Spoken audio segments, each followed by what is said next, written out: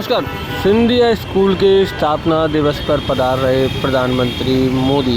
आपको बता दें कि आज ग्वालियर एयरपोर्ट पर केंद्रीय मंत्री सिंधिया का आगमन हुआ था।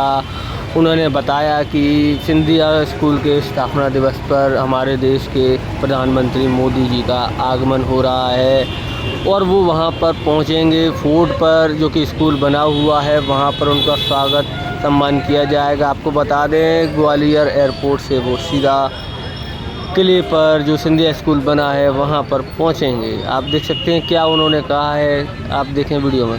जिंदाबाद जिंदाबाद श्रीमान सिंधिया जिंदाबाद जिंदाबाद जिंदाबाद श्रीमान सिंधिया। हमारा सौभाग्य है कि प्रधानमंत्री जी का आगमन हमारे ग्वालियर के केवल नहीं लेकिन प्रदेश की केवल नहीं लेकिन देश की अग्रिम और प्राथमिक शिक्षा की संस्था सिंधिया स्कूल का 125वीं वर्षगांठ पर उनका आगमन हो रहा है। हम लोग सब उनके कृतज्ञ हैं कि उन्होंने अपने व्यस्तता में अपना समय निकालकर हमारे संस्था में पधारे और केवल संस्था नहीं, केवल संस्था के हमारे सभी गणमान्य सदस्य केवल नहीं लेकिन पूर्ण ग्वालियर उत्साहित है उनके स्वागत के लिए। और एक बहुत महत्वपूर्ण समय सिंधिया स्कूल के इतिहास में भी है।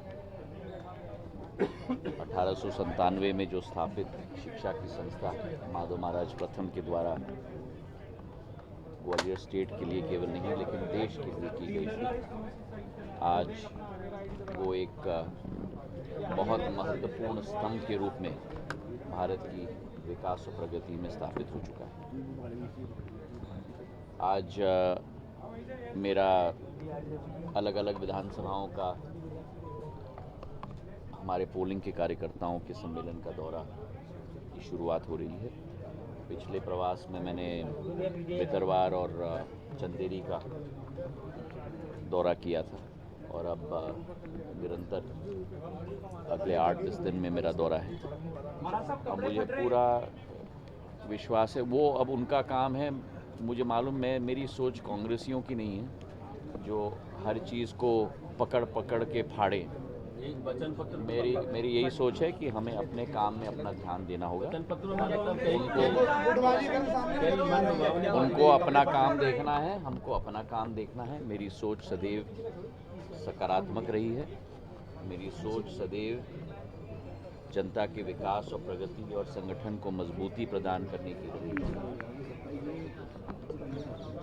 अपने इर्द गिर्द नकारात्मक तत्व कांग्रेस पार्टी के सदैव रहे, लेकिन जो समय हमें दिया गया है इस पृथ्वी पर, उस समय का सदुपयोग करके लोगों की आशा और आकांक्षाओं पर खड़े उतरना, मेरे पूर्वजों की तरह, मेरी आजी अम्मा की तरह, मेरे पूज्य पिताजी की तरह प्रधानमंत्री जी के पद चिन्हों और उनके दिखाए हुए रास्ते पर चल के हमें लोगों की सेवा, लोगों का विकास और लोगों की प्रगति, और यही आपने भी देखा है पिछले 20 वर्षों में, यही मेरी कोशिश है।